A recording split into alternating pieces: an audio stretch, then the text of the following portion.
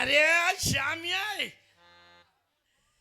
என்ன பெத்த மக்கா, நாடகக்காரவங்க வந்தவொடனே வாங்க சாப்பிடுன்னு கூட்டிக்கிட்டு போய், சாமி என்ன சாப்பாடு சாமி?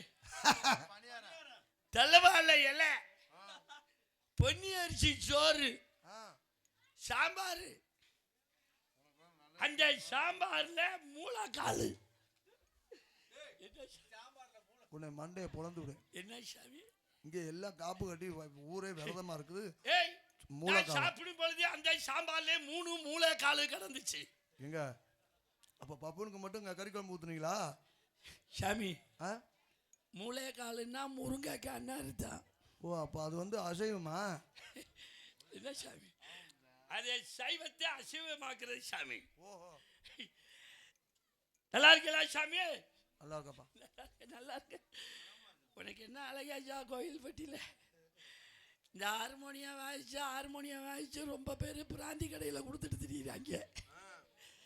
நீங்கள் ஒரு ஆள் தான் கோயில் பட்டியில் 5 வீடு கட்டி வாடகைக்கு விட்டுப்புட்டு உன் தலையெழுத்த பாரு. நீ காரைக்குடியில் வாடகைக்கு இருக்க. எரும மாடு அதுவும் சொந்த வீடு தான். அதையும் வாங்கிட்டியாடா? சொல்றது இல்லையாடா? நல்லா இருக்கு சாமி, நல்லா இருக்கு சாமி. சாமி மிருதங்க வாய்ச்சா 5 வருஷம். அந்த 5 வருஷத்துக்கு ஆச்சு எங்கே போச்சுன்னு தெரியல. கடைசியா நல்ல வீடா கட்டிவிட்டியா? நல்லா இருக்கு, நல்லா இருக்கு சாமி. நல்லா இருக்கியா? நான் இன்னைக்கு தான் சாமி உன்னைய பார்க்கிறேன். நீ பசுந்தோல் போர்த்திய பன்னிக்குட்டியா இருப்ப அவ்வளோ இருக்கு. வந்த உடனே என்னமோ மாதிரி இருந்தா, ஆல் ரவுட்ல ஏறி உக்காந்த உடனே கொடுத்துட்டா பாரு குச்சியை எடுத்து. என்ன வாசிப்பு சாமி? நல்லா இருக்குண்ணா, நல்லா படிச்சுட்டா இருக்கா. ஏன் பயப்படுற? உலகத்தில் பயமே இருக்கக்கூடாது. மொத்தம் 3 விஷயம்தான் தப்பு. பயப்படக்கூடாது, பொய் சொல்லக்கூடாது, தண்ணி அடிக்காம இருக்கக்கூடாது. ஆமாம், தண்ணி எவன் ஒருத்தன் அடிக்கலையோ தரித்திரியம்யா. தண்ணின்னா தெரியாதா? அடா பாவி, அடா பாவி, அது பிராந்தியம்மன் கோயில் தம்பி, பிராந்தியம்மன் கோவில். அந்த சாமியை கும்பிடாட்டி எனக்கு ஒரு நாளைக்கு கூட தூக்கம். சாப்பிட்டா விக்கிச்சுன்னா குடிப்போமே அந்த தண்ணியா? பிராந்தி தம்பி. பிராந்தினா எதுங்க? பிராந்தினா என்ன, எப்படி இருக்கு? பச்சை கலர்ல இருக்குமா? நீ ஒண்ணு கடிக்க போகும்பொழுது கொட்டாச்சி எடுத்துக்கிட்டு போய் பிடிச்சி பாரு, அதே கலர்ல இல்ல, எனக்கு புழு கலர்ல வரும். என்ன சாமி? புழு கலர்ல. ஏய், அது வேற ஒரு மருந்துடா சண்டாளா. நல்லா இருக்கு, நல்லா இருக்கு. ஏண்டா சோதி, நல்லா இருக்கியாடா? இந்த நாடக உலகத்திலே ஒரு மாற்றமானவன். தண்ணியே சாப்பிட்றதே கிடையாது. அப்படியே சாப்பிட்டாலும் அடுத்தவன் காசுல தான் சாப்பிடுவானே தவிர இவன் சொந்த காசு போட்டு நான் சாப்பிட்டே பார்த்ததே இல்லை. இது ஒரு வகை திறமை தான். நல்லா இருக்கு சாமி, நல்லா இருக்கு. ஏ கும்பர கும்பா, ஏ கும்பர கும்பா, கும்பர கும்பா, கும்பர கும்பா.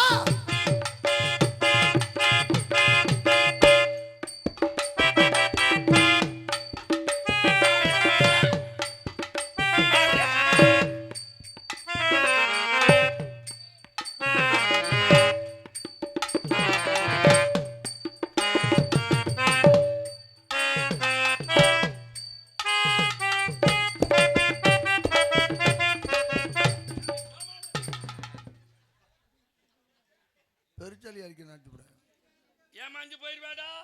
அப்ப சுண்டலி அடிச்சு அது என்ற குப்பிய பொண்ணு கேட்டு போயிருந்தேன். சரி, அவ பாருங்க, எத அவ என் குப்பி இவனுக்கு பல்லு கறிய போச்சு, இவனை நான் கல்யாணம் பண்ணிக்க மாட்டேன்னு சொல்லிட்டா. பல்லே கண்ணு கரேன்னு இருக்குது. அப்புறம் பாருங்க, நம்மளுக்கு இனி கல்யாணமே ஆகாது அப்படி அப்படின்ட்டு ரொம்ப கோவமா எந்திரிச்சு வெளியில வந்தேன். சரி, வெளியில வந்தவனை பார்த்தா பாருங்க, இவனை தான் கல்யாணம் பண்ணிக்கிட்டான். யாரு? மண்டையை பொழந்து விடு. முதல்ல போய் வீட்டுக்குள்ள உட்காந்து பேசுறீங்க, முகரைய பார்த்துட்டு பல்ல பார்த்துட்டு எனக்கு பிடிக்கலன்றுச்சு. நீ நொந்து போய் மனசு நொந்து போய் வெளியில கிளம்பிட்ட. என் மேல இவ்வளவு பரிதாபப்பட்டு பேசினாங்க. நொந்து போய் வந்துட்டேன். ஆமா. அப்புறம் வெளியில வந்ததுக்கு அப்புறம் என் குப்பி ஒத்துக்குச்சுன்னு சொன்னா இறக்கப்பட்டா இல்ல ஆ என் கோமணத்தை பார்த்தா பாருங்க, இவனை தான் கல்யாணம் பண்ணிக்க வேண்டும். ஹலோ, முகரையை பார்த்து எதுக்கல, ஆனா கோமணத்தை பார்த்தவனே கல்யாணம் பண்ணிச்சு.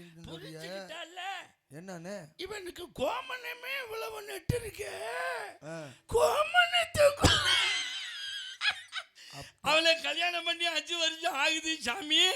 அன்னைக்கு துவைச்சா கோமணம் தூக்கிட்டு வந்தீங்கன்னா நான் ஒரே அடிதான், வாய் வழியா வந்து விழுந்துரும், கொட்டை ரெண்டும். வாயை பத்தி பேசாதீங்க சாமி.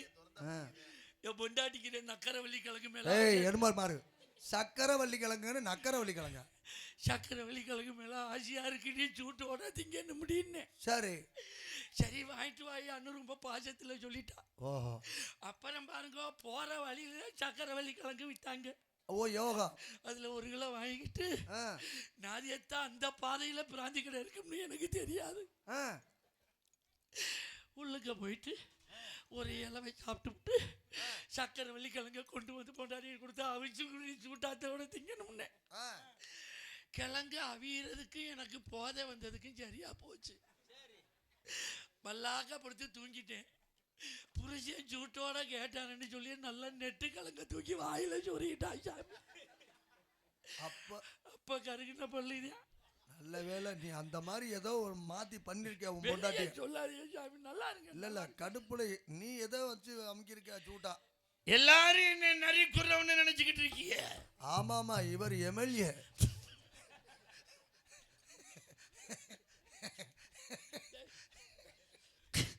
நான் நரி குறவர் இல்லை சாமி.